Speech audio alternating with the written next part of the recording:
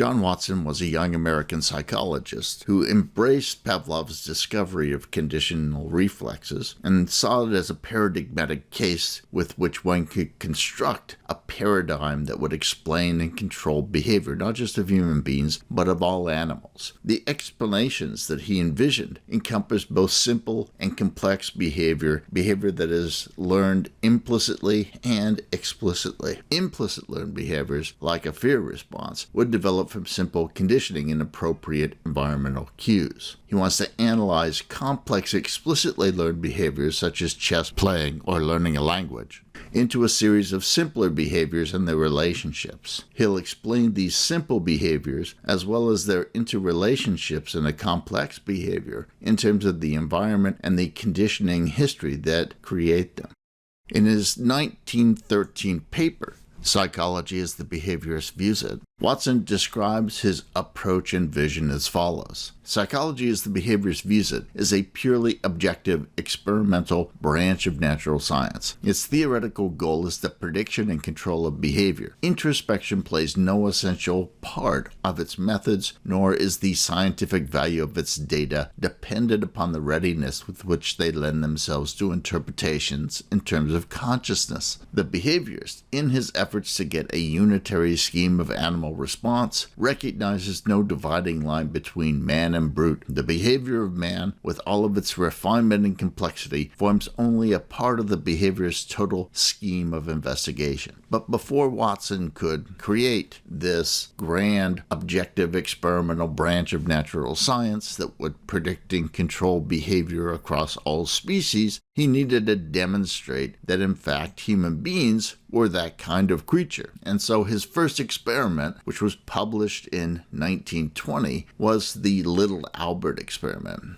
In the Little Albert experiment, he classically conditions a child to be afraid of furry things like a bunny or a rat, even Santa Claus, they claim, through classical conditioning. Thanks to the internet, we even have a film of that taken at the time.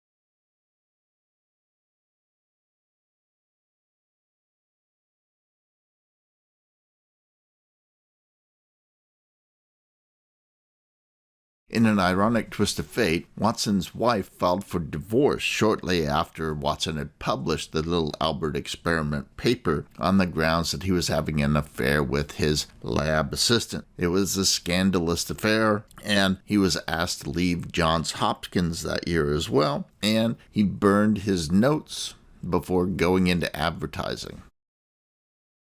So for Watson, the behaviorist eschews conscious qualitative phenomenon, seeking instead to explain higher-order mental functioning as learned behavior through the paradigm of associative learning in animals. However, there are numerous difficulties theorists must overcome in trying to employ this explanatory schema across an increasingly large and diverse set of mental phenomenon. First of all, classical conditioning is a passive associative form of learning. It requires a great deal of repetition and structure in the learning environment. Second, humans and animals seem to exhibit differential responses to environmental stimuli. Thus, neo-behaviorists sought to adapt the basic explanatory schema of methodological behaviorism so as to address these difficulties. We'll look at our first neo-behaviorist, B.F. Skinner, in the next lecture module.